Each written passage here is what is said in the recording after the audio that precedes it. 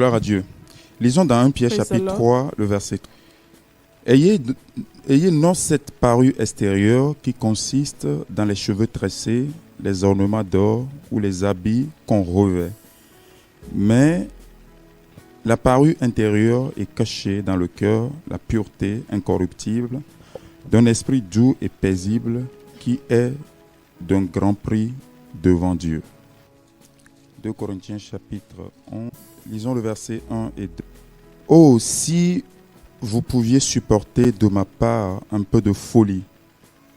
Mais oui, supportez-moi, car je suis jaloux d'une jalousie de Dieu, parce que je vous ai fiancé à un seul époux, pour vous présenter à Christ comme une vierge pure. Le verset 3, toutefois, de même que le serpent séduit Ève par sa ruse, je crains que vos pensées ne se corrompent et ne se détournent de la simplicité à l'égard de Christ. Gloire à Dieu. La question du frère a un sens. Mais ce sens, je veux plutôt qu'on le prenne dans le sens du domaine chrétien. Je ne veux pas qu'on le prenne dans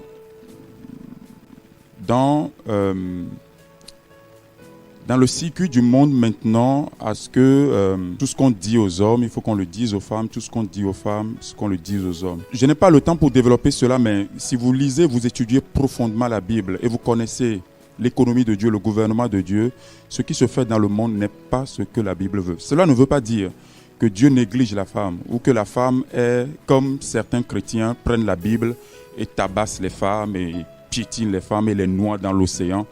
S'ils peuvent même trouver un autre endroit plus profond que l'océan, ils le feraient. Et ils utilisent la Bible. Ce n'est pas le cas.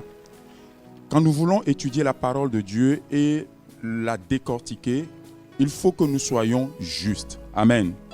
Ni peindre les hommes comme s'ils sont le modèle parfait, ni aménager les femmes ou les taper comme s'ils sont les modèles du diable ou de quoi que ce soit. Mais je vous lis les paroles de Dieu ici pour que vous compreniez comment les choses se sont faites dans l'histoire de l'homme, pour que certaines choses soient faites comme ça à cause des malédictions que Adam et Ève ont reçues depuis le jardin d'Éden. Beaucoup de personnes oublient cela, que quand Dieu a parlé à Adam, quand il voulait mettre le jugement sur lui, il lui a dit quelque chose. Et à la femme aussi, il a dit quelque chose. Quand nous oublions ces choses-là, nous serons comme le monde, en train de prendre parti. Dire, ah, moi je suis ceci et moi je suis l'autre. Et nous jouons plutôt à l'inclusivisme, au lieu que Dieu lui-même, par sa parole, joue à l'exclusivisme. Lisons dans 1 Timothée. J'ai lu 2 versets maintenant, mais je vais compléter par celui-ci. 1 Timothée 2, le verset 13, 14 et 15. Vous savez, dans notre monde aujourd'hui, nous avons un grand problème, et c'est le problème des derniers temps.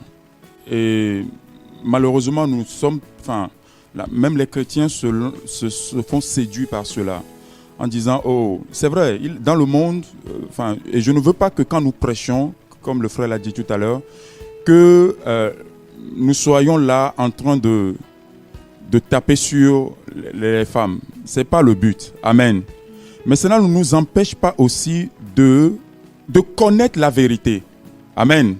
Parce que la Bible dit, vous connaîtrez la vérité et la vérité vous fera franchira.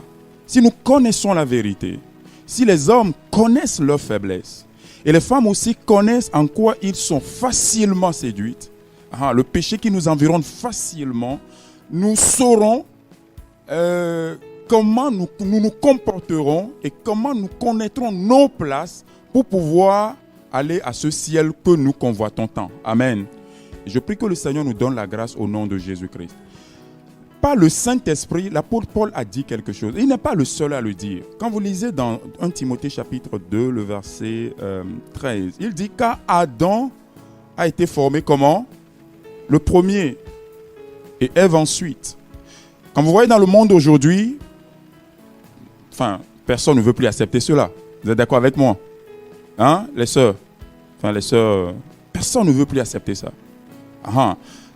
Mais ça ne change pas la vérité de Dieu. Amen. ça ne veut pas dire non plus, quand vous lisez dans Galates chapitre 6, je crois, la Bible dit que la femme et l'homme égaux devant Christ.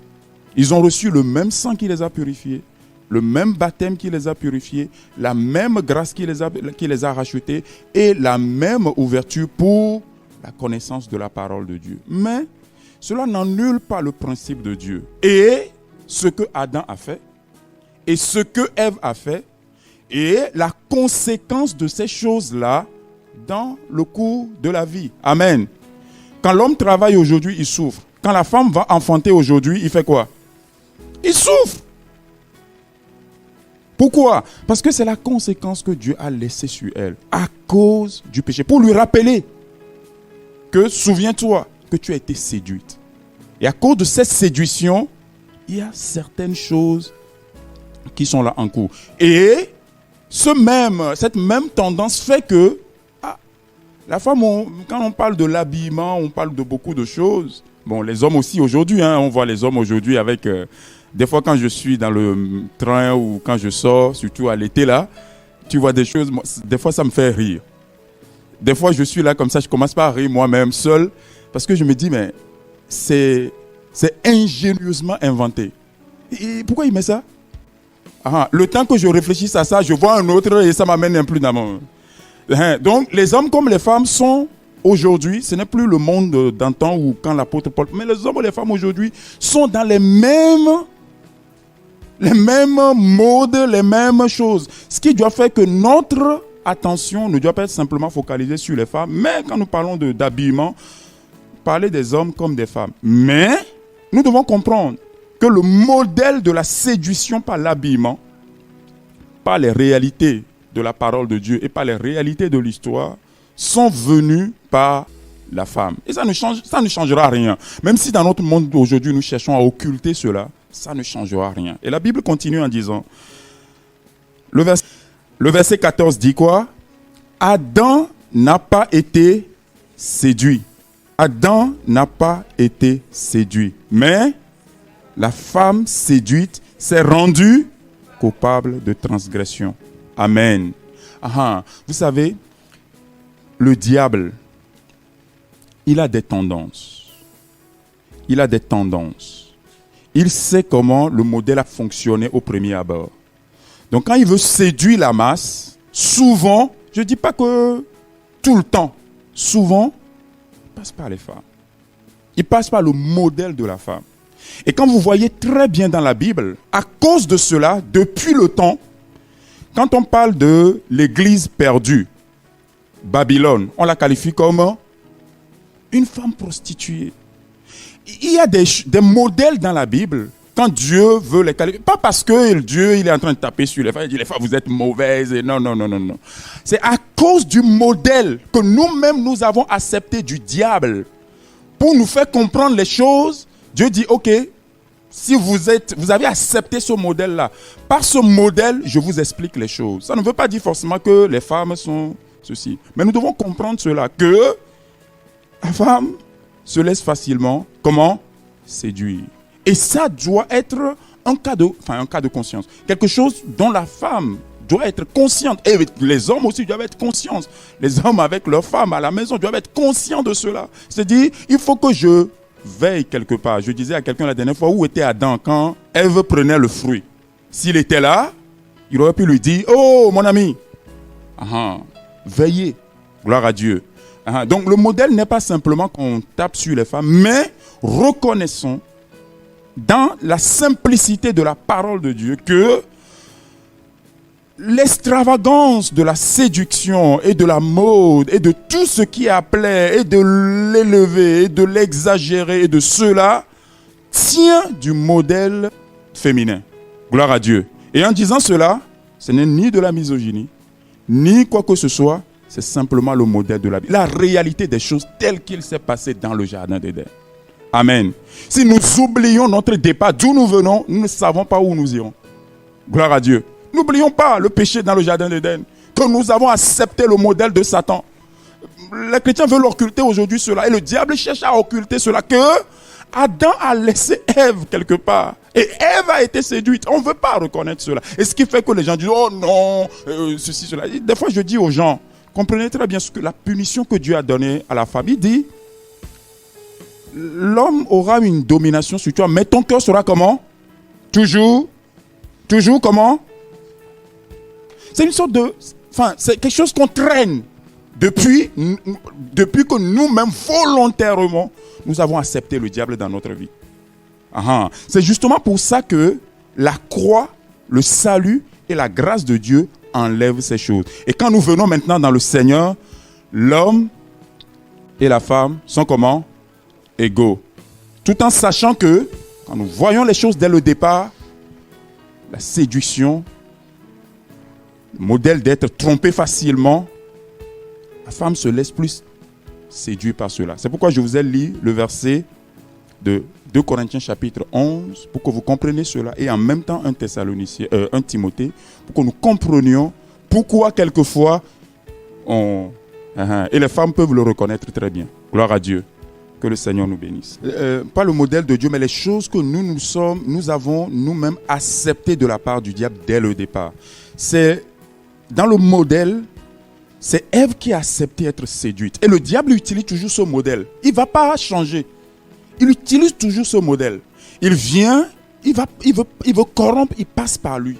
C'est le vieux modèle du diable qui marche. Gloire à Dieu. Donc, ça ne change pas le fait qu'on dit, ça ne change, qu'on le veuille ou non, il y a une force dans le monde qu'on appelle les forces des ténèbres, qui s'appelle le diable. Il a utilisé un modèle qui lui a marché dès le départ. C'est pourquoi l'apôtre Paul le rappelle. N'oubliez pas que je vous ai fiancé. Il dit toute l'église, hommes et femmes, je vous ai fiancé à Christ. Mais, comme vous êtes fiancé, vous êtes devenu le modèle de la femme. Comprenez que vous pouvez être comment? Séduit. Le diable a utilisé le même modèle. Vous comprenez cela? Il peut utiliser le même modèle parce qu'il sait qu'une fois que tu deviens le modèle de la femme ou la fiancée, comme l'apôtre Paul l'a dit ici, il y a une facilité à te corrompre, à te séduire. C'est parce que nous l'avons accepté. Et pour nous, dans notre raisonnement, la bonne manière pour nous de comprendre les choses, c'est de pouvoir nous calquer sur ce qui a été fait dès le commencement. Pour que nous puissions bien comprendre. Et c'est ça qui fait que ça ne change en rien la femme qui est pure, sainte et prophétisante et priante et tout le reste. Mais il doit comprendre qu'il y a une tentation quelque part. Il y a quelque chose quelque part. Et s'il ne fait pas attention, le diable peut toujours utiliser ce modèle pour le séduire. Et c'est pour ça que quelquefois, ça bassine la femme et tout ça. Mais ce n'est pas peut-être quelquefois fait exprès, mais c'est en connaissance de cause que des gens... mais ça ne change en rien ce qui a été fait dès le commencement. Gloire à Dieu. Je pense que ce sujet est important et je vais prendre encore quelques minutes pour l'expliquer et je m'arrêterai. Parce qu'il y a plein de choses qui se passent dans le monde aujourd'hui. Les chrétiens disent aujourd'hui, vous allez voir, je vois plein, je connais plein de pasteurs qui ont dit, moi je suis pasteur féministe, moi je suis... Et je dis aux gens que ce langage est démoniaque. C'est purement démoniaque. Le chrétien n'est ni féministe ni masculiniste. Gloire à Dieu. Il n'a rien à voir dans cette affaire. Il y a des gens qui m'ont dit, j'écris, je lisais même hier, il y a la Bible maintenant pour les femmes. La Bible féministe. C'est pas le monde de Christ, ça. C'est pas le monde de Christ.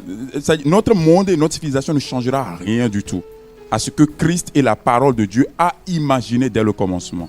Ça ne veut pas dire que dans notre monde méchant et corrompu, il n'y a pas des exactions sévères et dangereuses et très destructives qui ne sont pas la pensée de Dieu, mais qui sont le produit de notre propre méchanceté, qui ont anéanti les femmes depuis longtemps. Et qu'il faut, dans notre monde tel que nous sommes maintenant, et qui ne connaît pas Dieu, il faut que le diable mette les cogne pour que quelque chose se fasse.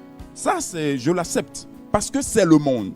Mais quand nous sommes chrétiens, c'est dommage que dans le monde chrétien aussi, il y a des choses qui se font qu'on se dit, il y a un problème. Mais la Bible telle qu'elle est ne considère pas ces choses-là telles qu'elles se considérer dans le monde aujourd'hui.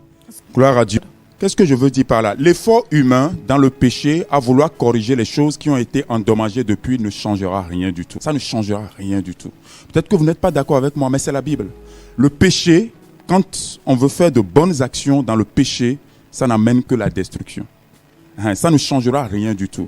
Pour nous les chrétiens, la seule manière pour nous de changer ce monde est d'abord de mener notre vie comme Christ nous l'a demandé, à la lumière, que les hommes et les femmes, les hommes à leur place, les femmes à leur place, puissent manifester le vrai amour et la lumière que Christ nous a donné. Amen. Avec tout le respect qu'il faut, avec toute la grâce qu'il faut, et nous verrons que le monde viendra chez nous et nous aller chez le monde. Gloire à Dieu. Donc, devant Dieu et dans le sacrifice de Christ, l'homme et la femme sont. Et quand nous prêchons des femmes, nous devons prêcher des hommes. Et quand nous parlons de la mode, parlons aussi des hommes. Gloire à Dieu. Maintenant, n'oublions pas le commencement. Comment les choses ont été faites. Et qui a été séduit est le modèle que le diable utilise toujours pour pouvoir s'attaquer. Quand nous connaissons cela, nous savons comment mener notre vie. Les femmes comme les hommes. Et cela nous aide à pouvoir être vigilants et sérieux dans ce que nous sommes en train de faire pour lui. Le Seigneur nous donnera la grâce au nom de Jésus-Christ.